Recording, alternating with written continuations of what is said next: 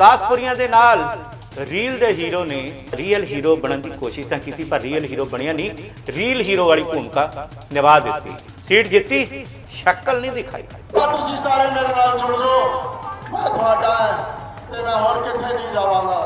Film की promotion के लिए वाघा बार्डर ते आया पर इत्थे हड़ आए हुए ने, लोग डुब रहे हैं, पर इन्हों गुरदासपुर की जनता जी है वो किते भी MP सनी देओल नूं दिखाई नहीं देती।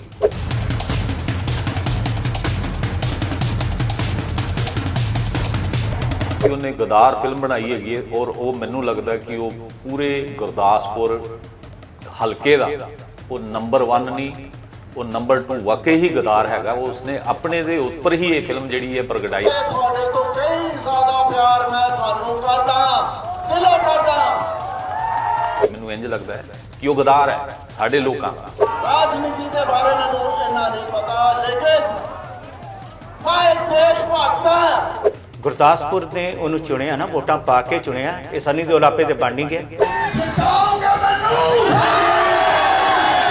उन्होंने सवाए नफरत फैलाउण दे मैनू लगता है कि होर कुछ नहीं कीता।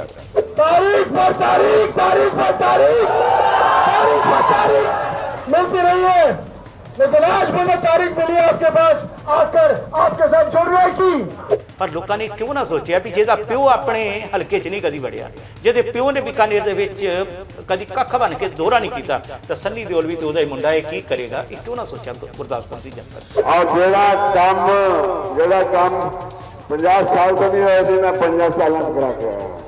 कोई भी जाओ, जिन्हें भी मीडिया वाले ने कि जाके लो, मैं छाती ठोक के कहना मैं जो काम करवाया है वो मैं ही करवाया। मैनू पता काम करने जाना होता है, मोहब्बत का भी काम हो जाता है, थोड़ा टेढ़ी उंगली करो, बड़े सीधी करो, काम करा ले। सनी देओल नूं कोई इस लोकां दे नाल भोले भाले लोकां दे नाल कोई उन्होंने हमदर्दी नहीं हैगी सी।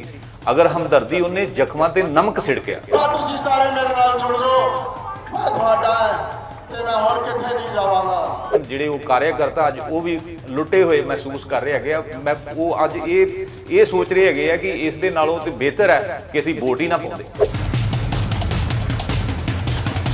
इन्हां ने तनख्वाह जिन्नी भी लई है वो तनख्वाह लई कादी है, आराम करन दी कि जां साडे ते सहन कीता है कि जां बीजेपी ते सहन कीता है। आ चक्को तुसीं सीट जितनी ही मैं जित के तुहानूं दे दित्ती। तुसीं मैनूं जिताओगे, फिर जितण तो बाद मैं तुहाडे विच बैठांगा, तुहाडे ते तुहाडीआं सारियां प्रॉब्लम समझांगा, फिर बैठ के आपां समझ के मैनूं समझाओगे, तुसीं दसोगे की गल्लां है।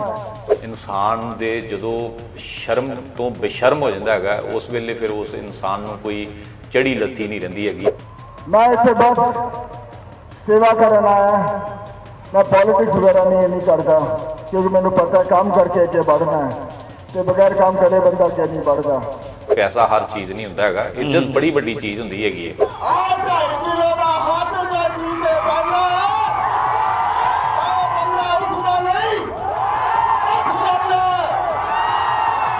उसने आ जिहड़ी कलाकारी गुरदासपुरियां नाल कीती हैगी इहदा ते जी आयां नूं स्वागत पूरी तरह करना। डरो ना, कोई नहीं डरेगा इत्थे, क्योंकि मैं तुहाडे नाल हां। मेरे गुरदासपुर वालिओ, सत श्री अकाल।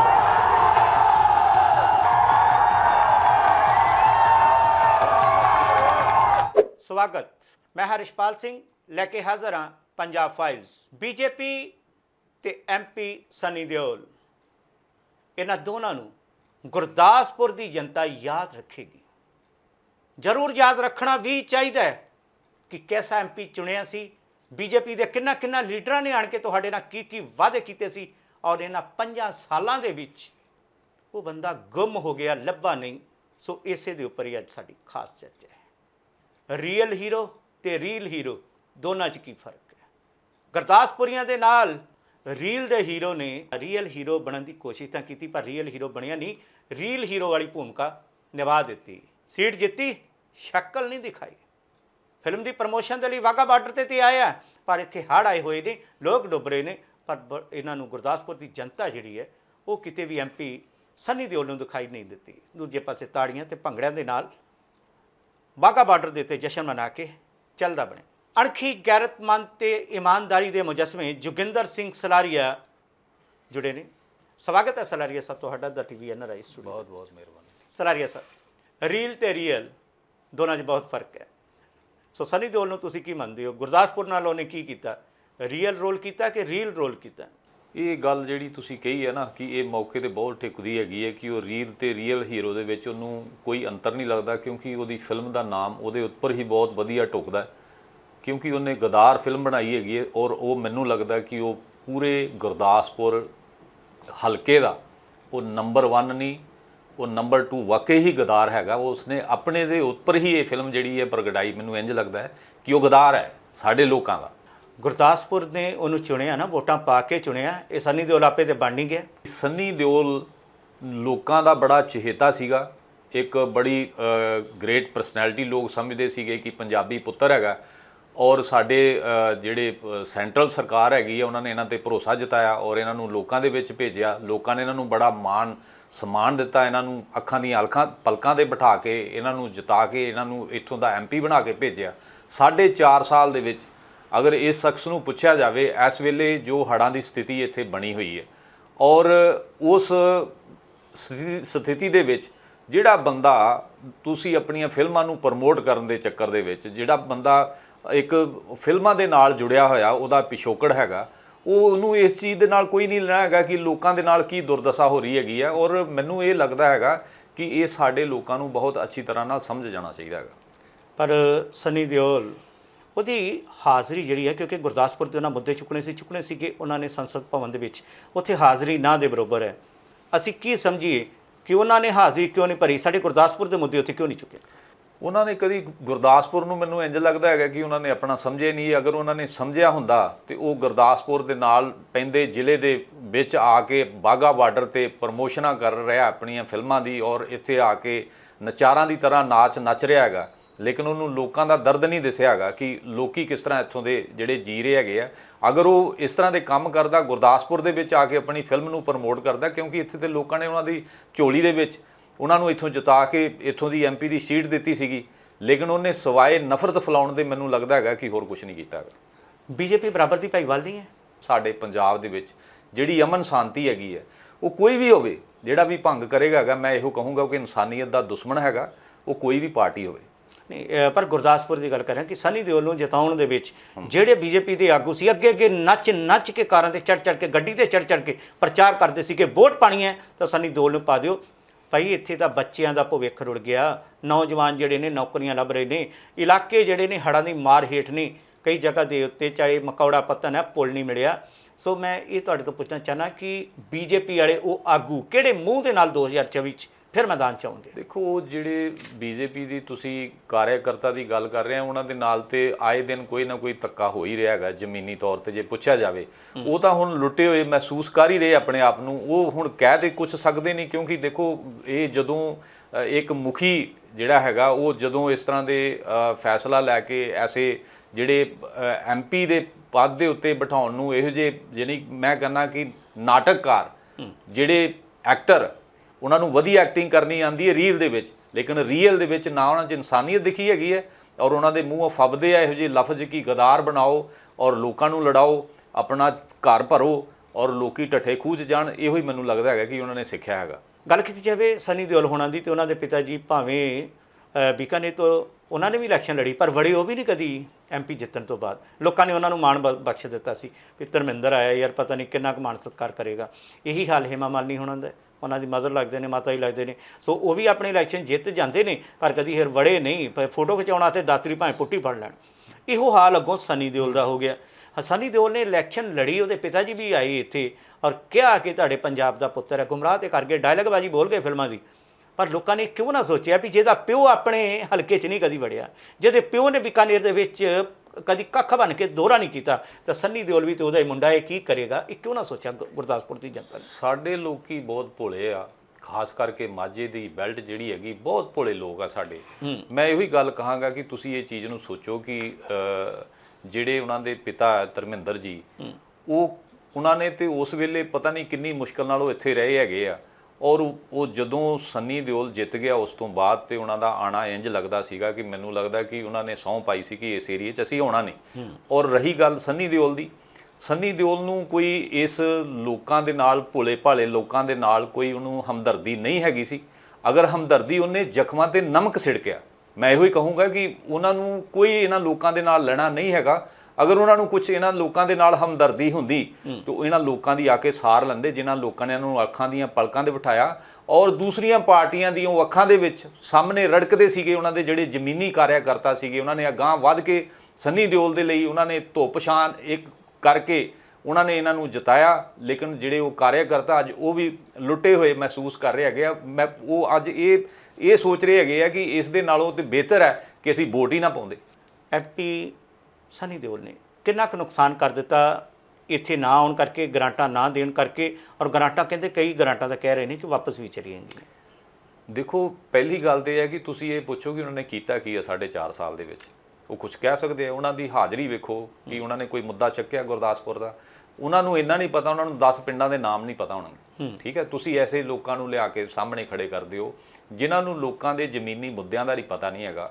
ਅਸੀਂ ਲੋਕਾਂ ਨੂੰ ਜਾਣੀ ਕਿ ਕੋਈ ਬੜਾ ਹਾਈ ਪ੍ਰੋਫਾਈਲ ਹੈਗਾ, ਕੋਈ ਬੜੀ ਵਧੀਆ ਐਕਟਿੰਗ ਕਰ ਲੈਂਦਾ ਹੈਗਾ, ਕੋਈ ਵਧੀਆ ਕੋਈ ਅੱਛਾ ਸਪੀਕਰ ਹੈਗਾ, ਤੁਸੀਂ ਉਹਨੂੰ ਸਾਡੇ ਸਿਰ ਤੇ ਲਿਆ ਕੇ ਉਹਦਾ ਸੱਜ ਬਣ ਦਿੰਦੇ ਹੋ। ਲੇਕਿਨ ਤੁਸੀਂ ਇਹ ਚੀਜ਼ ਨੂੰ ਸੋਚੋ, ਵਿਚਾਰ ਕਰੋ ਕਿ ਇਸ ਗੁਰਦਾਸਪੁਰ ਦੇ ਲੋਕਾਂ ਨੇ ਖਾਲੀ ਇਹ ਇੱਕ ਕੋਈ ਫਿਲਮ ਨਹੀਂ, ਕੋਈ ਥੀਏਟਰ ਹੈਗਾ ਕਿ ਉੱਥੇ ਬਹਿ ਕੇ ਆ ਕੇ ਬਸ ਇਹਨਾਂ ਦੀਆਂ ਫਿਲਮਾਂ ਵੇਖਣੀਆਂ ਹੈਗੀਆਂ ਕਿ ਇਹ ਵਧੀਆ ਐਕਟਰ ਹੈਗਾ। ਗੁਰਦਾਸਪੁਰ ਨੇ ਖੱਟਿਆ ਕੀ ਹੈ ਸਲਾਰੀਆ ਸਾਹਿਬ ਸਨੀ ਦਿਓਲ ਨੂੰ ਜਿਤਾ ਕੇ? ਖੱਟਿਆ ਕੁਛ, ਘਾਟਾ ਪਿਆ ਕਿ ਜਾਂ ਫਿਰ ਇਹ ਗੁਰਦਾਸਪੁਰ ਅੱਗੇ ਨਾਲ ਹੋਰ ਗਰਕ ਗਿਆ? ਨਹੀਂ, ਮੈਂ ਇੱਕ ਗੱਲ ਜ਼ਰੂਰ ਕਹੂੰਗਾ ਕਿ ਇੱਕ ਬੜੀ ਗੱਲ ਹੈ ਕਿ ਸਵੇਰ ਦਾ ਭੁੱਲਿਆ ਇਨਸਾਨ ਜਦੋਂ ਸ਼ਾਮ ਨੂੰ ਘਰ ਆ ਜਾਂਦਾ ਉਹਨੂੰ ਭੁੱਲਿਆ ਨਹੀਂ ਕਹਿੰਦੇ। ਲੇਕਿਨ ਅੱਛੀ ਗੱਲ ਹੈਗੀ ਹੈ ਕਿ ਇਹ ਮੌਕੇ ਦੇ ਉੱਤੇ ਆ ਕੇ ਸਨੀ ਦਿਓਲ ਨੇ ਆਖਰ ਦੇ ਵਿੱਚ ਵੀ ਅਸਲੀ ਆਪਣਾ ਰੂਪ ਦਿਖਾਇਆ ਹੈਗਾ ਕਿ ਉਹ ਸਾਨੂੰ ਟਿੱਚ ਨਹੀਂ ਸਮਝਿਆ ਉਹਨੇ ਪੰਜਾਬੀਆਂ ਨੂੰ, ਖਾਸ ਕਰਕੇ ਗੁਰਦਾਸਪੁਰ ਪਠਾਨਕੋਟ ਦੇ ਲੋਕਾਂ ਨੂੰ। ਔਰ ਲੋਕਾਂ ਨੂੰ ਵੀ ਇਸ ਚੀਜ਼ ਦਾ ਅਹਿਸਾਸ ਹੋ ਗਿਆ ਹੈਗਾ ਕਿ ਇਹੋ ਜਿਹੇ ਲੋਕਾਂ ਤੋਂ ਹੁਸ਼ਿਆਰ ਰਹੀਏ, ਖਬਰਦਾਰ ਰਹੀਏ, ਕਿਉਂਕਿ ਅਸੀਂ ਅਗਰ ਚਾਹੁੰਦੇ ਹੈਗੇ ਆ ਕਿ ਅਸੀਂ ਆਪਣੇ ਪੰਜਾਬ ਦਾ, ਆਪਣੇ ਇਲਾਕੇ ਦਾ ਕੁਝ ਭਲਾ ਕਰਨਾ ਚਾਹੁੰਦੇ ਹੈਗੇ ਆ ਤੇ ਅਸੀਂ ਇਹਨਾਂ ਲੋਕਾਂ ਤੋਂ ਥੋੜ੍ਹਾ ਜਿਹਾ ਬਚੀਏ। ਸਲਾਰੀਆ ਸਾਹਿਬ, ਤੁਸੀਂ ਜਿੰਨੇ ਕਾਰਜ ਕਰ ਦਿੱਤੇ ਨੇ, ਨਾ ਤਾਂ ਤੁਸੀਂ ਕੋਈ ਸਰਕਾਰ, ਨਾ ਹੀ ਕਿਸੇ ਸਰਕਾਰ ਦਾ ਹਿੱਸਾ ਹੋ, ਨਾ ਹੀ ਕਦੀ ਵੋਟਾਂ ਵਾਲੇ ਪਾਸੇ ਤੁਸੀਂ ਪਏ। ਤੁਸੀਂ ਗਰੀਬਾਂ ਤੋਂ ਲੈ ਕੇ ਰਾਸ਼ਨ ਵੰਡਣ ਦੀ ਗੱਲ ਕਰੀਏ ਆਪਾਂ ਤਾਂ ਆਪਣੇ ਇਲਾਕੇ ਦੀ ਗੱਲ ਕਰੀਏ, ਤੁਸੀਂ ਇੰਨੇ ਕੰਮ ਤਾਂ ਲੀਡਰ ਵੀ ਨਹੀਂ ਕਰਦੇ ਜਿੰਨੇ ਕੰਮ ਤੁਸੀਂ ਕਰ ਦਿੱਤੇ ਨੇ।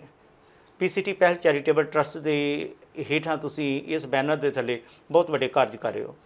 ਤਾਂ ਸਨੀ ਦਿਓਲ ਹੋਣੀ ਏਡਾ ਵੱਡਾ ਆਪਣੇ ਆਪ ਨੂੰ ਬ੍ਰਾਂਡ ਕਹਿ ਰਹੇ ਨੇ, ਇੰਨੇ ਕਹੀਏ ਤਾਂ ਫਾਈਨੈਂਸ਼ੀਅਲੀ ਵੀ ਸਟਰੋਂਗ ਨੇ, ਪੈਸਾ ਵੀ ਇੰਨਾ ਕਮਾਇਆ ਔਰ MP ਫੰਡ ਵੀ ਇੰਨਾ ਹੈ, ਤਨਖਾਹ ਵੀ ਲੈ ਰਹੇ ਤੇ ਪਰ ਇਹਨਾਂ ਨੇ ਤਨਖਾਹ ਜਿੰਨੀ ਵੀ ਲਈ ਹੈ ਉਹ ਤਨਖਾਹ ਲਈ ਕਾਦੀ ਹੈ? ਆਰਾਮ ਕਰਨ ਦੀ, ਕਿ ਜਾਂ ਸਾਡੇ ਤੇ ਸਹਾਨ ਕੀਤਾ ਹੈ, ਕਿ ਜਾਂ BJP ਤੇ ਸਹਾਨ ਕੀਤਾ ਹੈ? ਆ ਚੱਕੋ, ਤੁਸੀਂ ਸੀਟ ਜਿੱਤਣੀ ਸੀ, ਮੈਂ ਜਿੱਤ ਕੇ ਤੁਹਾਨੂੰ ਦੇ ਦਿੱਤੀ। ਸਾਡੇ ਗੁਰੂਆਂ ਦੇ ਦੱਸੇ ਹੋਏ ਮਾਰਗ ਦੇ ਉੱਤੇ ਕਿ ਕਿਰਤ ਕਰੋ, ਨਾਮ ਜਪੋ ਤੇ ਵੰਡ ਕੇ ਛਕੋ।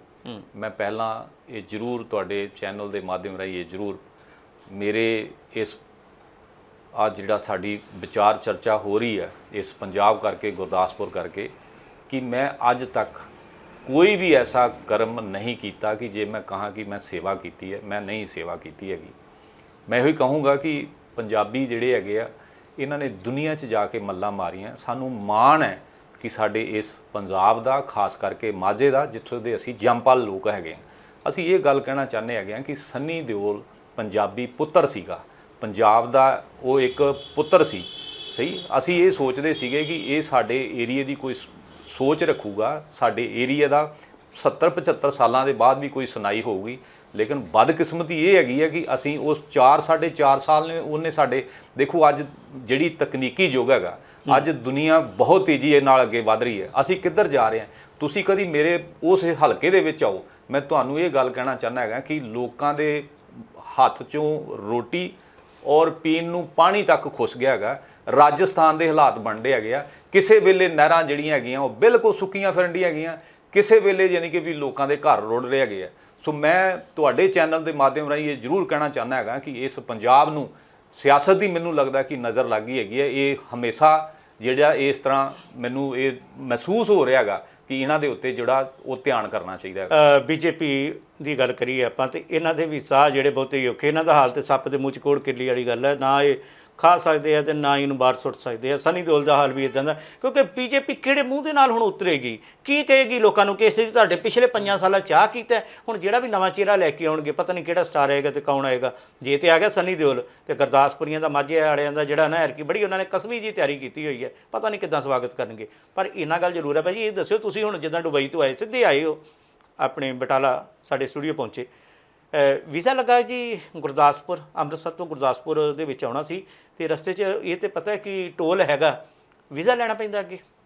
ਕਹਿੰਦੇ ਨੇ ਕਿ ਇਨਸਾਨ ਦੇ ਜਦੋਂ ਸ਼ਰਮ ਤੋਂ ਬੇਸ਼ਰਮ ਹੋ ਜਾਂਦਾ ਹੈਗਾ, ਉਸ ਵੇਲੇ ਫਿਰ ਉਸ ਇਨਸਾਨ ਨੂੰ ਕੋਈ ਚੜੀ ਲੱਥੀ ਨਹੀਂ ਰਹਿੰਦੀ ਹੈਗੀ। ਉਹਨਾਂ ਨੂੰ ਬਿਲਕੁਲ, ਮੈਂ ਕੁਝ ਦਿਨ ਪਹਿਲਾਂ ਇਹੋ ਹੀ ਗੱਲ ਕਹੀ ਸੀਗੀ ਕਿ ਸਨੀ ਦਿਓਲ ਜੀ, ਤੁਸੀਂ ਫਿਲਮਾਂ ਬਣਾਉਂਦੇ, ਤੁਹਾਨੂੰ ਕਿਸੇ ਨੇ ਮਨਾ ਨਹੀਂ ਕੀਤਾ, ਲੇਕਿਨ ਜਿਹੜੀ ਤੁਸੀਂ ਜ਼ਿੰਮੇਵਾਰੀ ਚੁੱਕੀ ਸੀ, ਜਿਹੜੇ ਲੋਕਾਂ ਦਾ ਤੁਸੀਂ ਇੱਥੇ ਆ ਕੇ ਸਹੁੰ ਚੁੱਕੀ ਸੀਗੀ ਕਿ ਇਹਨਾਂ ਲੋਕਾਂ ਦੀ ਤੁਸੀਂ ਬਾਗਡੋਰ ਸੰਭਾਲੋਗੇ, ਮੈਂ ਕਹਿੰਦਾ ਕਿ 20-20 25-25 ਪਿੰਡ ਜਿਹੜੇ ਹੈਗੇ ਆ ਉਹ ਭਾਰਤ ਨਾਲੋਂ ਯੁਦਾ ਹੋ ਜਾਂਦੇ ਹੈਗੇ ਆ ਬਰਸਾਤਾਂ ਦੇ ਟਾਈਮ ਤੇ, ਜੋ ਕਿ ਸਾਡੇ ਸਰਹੱਦੀ ਪੜੋਸੀ ਮੁਲਕ ਦੇ ਨਾਲ ਜਾ ਮਿਲਦੇ ਹੈਗੇ। ਔਰ ਉਹਦੇ ਲਈ ਅਸੀਂ ਪੁਲ ਦੀ ਪੁਰਜ਼ੋਰ ਮੰਗ ਕੀਤੀ ਸੀਗੀ, ਔਰ ਉੱਥੇ ਪਤਾ ਨਹੀਂ ਕਿੰਨਿਆਂ ਨੇ ਆ ਕੇ ਆਪਣੇ ਸਿਆਸਤ ਦੀਆਂ ਰੋਟੀਆਂ ਸੇਕੀਆਂ, ਲੇਕਿਨ ਅੱਜ ਤੱਕ ਉਹ ਪੁਲ ਨਹੀਂ ਬਣਿਆ ਹੈਗਾ। ਸੋ ਮੈਂ ਇਹੋ ਹੀ ਅਪੀਲ ਕਰਦਾ ਹੈਗਾ ਭਾਰਤ ਸਰਕਾਰ ਨੂੰ, ਖਾਸ ਕਰਕੇ ਪੰਜਾਬ ਸਰਕਾਰ ਨੂੰ, ਕਿ ਕਿਸੇ 'ਚ ਕੋਈ ਗੈਰਤ ਹੈਗੀ ਆ ਤੇ ਉਹਨਾਂ ਲੋਕਾਂ ਦੀ ਸੁਣਾਈ ਕਰੋ, ਕਿਉਂਕਿ ਉਹਨਾਂ ਲੋਕਾਂ ਦਾ ਉਹ ਹਾਲ ਹੈਗਾ ਕਿ ਉਹ ਸਬਜ਼ੀ ਤੱਕ ਵੀ, ਰੋਟੀ ਤੱਕ ਵੀ, ਔਰ ਮੈਂ ਕਹਿੰਦਾ ਕਿ ਇੱਥੋਂ ਤੱਕ ਕਿ ਉਹਨਾਂ ਦੇ ਬੱਚੇ ਸਕੂਲਾਂ ਤੱਕ ਮਹੀਨੇ ਜਿਹੜੇ ਹੈਗੇ ਆ ਉਹ ਘਰ ਬੈਠ ਜਾਂਦੇ ਹੈਗੇ ਆ, ਉਹ ਸਿੱਖਿਆ ਤੋਂ ਵੀ ਮੁਤਾਜ ਹੋ ਗਏ ਹੈਗੇ। ਪਰ ਮੈਂ ਤੁਹਾਡੇ ਤੋਂ ਪੁੱਛ ਰਿਹਾ ਸੀ ਕਿ ਵੀਜ਼ਾ ਲੈਣਾ ਪੈਂਦਾ ਜੀ ਅੰਮ੍ਰਿਤਸਰ ਤੋਂ ਗੁਰਦਾਸਪੁਰ ਆਉਣਾ ਹੋਵੇ ਤੇ? ਬੇਸ਼ਰਮੀ ਦੀ ਹੱਦ ਹੁੰਦੀ ਹੈਗੀ ਆ, ਮਤਲਬ ਕਿ ਉਹ ਕਹਿੰਦੇ ਹੈਗੇ ਨਾ, ਜ਼ਿੰਦਗੀ ਦੇ ਵਿੱਚ ਇੱਕੋ ਗੱਲ ਸੋਚਣੀ ਚਾਹੀਦੀ ਹੈ ਕਿ ਪੈਸਾ ਹਰ ਚੀਜ਼ ਨਹੀਂ ਹੁੰਦਾ ਹੈਗਾ, ਇੱਜ਼ਤ ਬੜੀ ਵੱਡੀ ਚੀਜ਼ ਹੁੰਦੀ ਹੈਗੀ ਹੈ। ਠੀਕ ਹੈ, ਉਹਨਾਂ ਦੇ ਜਿਹੜੇ ਸਰੋਤੇ ਆ ਉਹਨਾਂ ਨੂੰ ਸੁਣਦੇ ਆ, ਉਹਨਾਂ ਨੂੰ ਪਸੰਦ ਕਰਦੇ ਆ, ਉਹ ਸਾਡਾ ਪੰਜਾਬ ਦਾ ਇੱਕ ਵੀਰ ਹੈ ਜੀ, ਉਹਨੂੰ ਸਤਿਕਾਰ ਕਰਨੇ ਆ ਉਹਦੀ ਉਸ ਕਲਾਕਾਰੀ ਕਰਕੇ। ਲੇਕਿਨ ਜੇ ਤੁਸੀਂ ਇੰਨੀ ਗੱਲ ਕਹੋ ਕਿ ਉਸ ਨੇ ਆਹ ਜਿਹੜੀ ਕਲਾਕਾਰੀ ਗੁਰਦਾਸਪੁਰੀਆਂ ਨਾਲ ਕੀਤੀ ਹੈਗੀ ਆ, ਇਹਦਾ ਤੇ ਜੀ ਆਇਆਂ ਨੂੰ ਸਵਾਗਤ ਪੂਰੀ ਤਰ੍ਹਾਂ ਕਰਨਗੇ। ਸੋ ਬਹੁਤ ਬਹੁਤ ਧੰਨਵਾਦ ਜੋਗਿੰਦਰ ਸਲਾਰੀਆ ਜੀ ਤੁਹਾਡਾ ਇਸ ਰੀਲ ਔਰ ਰੀਅਲ ਚਰਚਾ ਦੇ ਵਿੱਚ ਹਿੱਸਾ ਲੈਣ ਦੇ ਲਈ। ਸੋ ਪਿਛਲੇ ਦਿਨਾਂ ਦੇ ਵਿੱਚ ਜਿਵੇਂ ਅਸੀਂ ਦੇਖਿਆ ਸੀਗਾ ਕਿ ਗੁਰਦਾਸਪੁਰ ਦੀ ਜਨਤਾ ਨੇ ਕਈ ਜਗ੍ਹਾ ਤੇ ਗੁੰਮਸ਼ੁਦਾ ਦੇ ਪੋਸਟਰ ਲਾਏ ਸੀ, ਸਨੀ ਦਿਓਲ ਗੁੰਮਸ਼ੁਦਾ, ਸਨੀ ਦਿਓਲ ਲਾਪਤਾ। ਬੀਜੇਪੀ ਨੂੰ ਉਦੋਂ ਵੀ ਮਾੜੀ ਮੋਟੀ ਕਿਤੇ ਲੱਥੀ ਚੜੀ ਨਹੀਂ ਸੀ, ਇਹਨਾਂ ਨੇ ਕਿਤੇ ਨਹੀਂ ਜਾ ਕੇ ਉਦੋਂ ਪ੍ਰੋਟੈਸਟ ਕੀਤਾ, ਜਾਂ ਕਿਤੇ ਹਾਈ ਕਮਾਂਡ ਨੇ ਜਾਂ ਪੰਜਾਬ ਪ੍ਰਧਾਨ ਨੇ ਬੀਜੇਪੀ ਦੇ ਨੇ ਕਿਤੇ ਸਨੀ ਦਿਓਲ ਨੂੰ ਇਹ ਨਹੀਂ ਕਿਹਾ ਕਿ ਸਾਡਾ ਬੇੜਾ ਗਰਕ ਹੋ ਜਾਏਗਾ, ਨੁਕਸਾਨ ਹੋ ਜਾਏਗਾ, ਤੁਸੀਂ ਜਾਓ ਕਿਤੇ 2-4 ਗੇੜੇ ਮਾਰ ਆਓ ਜੇ ਕਿਤੇ 2024 ਦੇ ਵਿੱਚ ਬੀਜੇਪੀ ਵਾਲਿਆਂ ਨੂੰ ਕੋਈ ਵੋਟ ਚਾਹੀਦੀ ਹੈ ਤੇ। ਪਰ ਫਿਲਹਾਲ ਉਹਨਾਂ ਨੂੰ ਲੱਗਦਾ ਹੈ ਕਿ ਸ਼ਾਇਦ ਨਫ਼ਰਤ ਦੇ ਨਾਂ 'ਤੇ ਵੋਟ ਨਾ ਮਿਲ ਜਾਵੇ। ਜਿਸ ਤਰੀਕੇ ਦਾ ਮਾਹੌਲ ਹੈ, ਹਿੰਦੂ ਸਿੱਖ ਦਾ ਮੁੱਦਾ ਬਣਾ ਲੈਣਾ, ਕਦੀ ਹਿੰਦੂ ਮੁਸਲਮਾਨ ਦਾ ਮੁੱਦਾ ਬਣਾ ਲੈਣਾ, ਤੇ ਜਾਂ ਕਦੀ ਹਿੰਦੂ ਈਸਾਈ ਵਾਲੇ ਮੁੱਦੇ ਦੇ ਵਿੱਚ ਆ ਕੇ ਇਹਨਾਂ ਨੂੰ ਲੱਗਦਾ ਕਿ ਨਫ਼ਰਤ ਦੀ ਰਾਜਨੀਤੀ ਦੇ ਨਾਲ ਸ਼ਾਇਦ ਵੋਟ ਬੈਂਕ ਮਜ਼ਬੂਤ ਹੋ ਜਾਏਗਾ। ਸਨੀ ਦਿਓਲ ਉਹ ਤਾਂ ਬਈ ਕਰ ਗਿਆ ਫਿਲਮਾਂ ਵਾਲੀ, ਕਰ ਗਿਆ ਵੱਡੀ ਕਲਾਕਾਰੀ।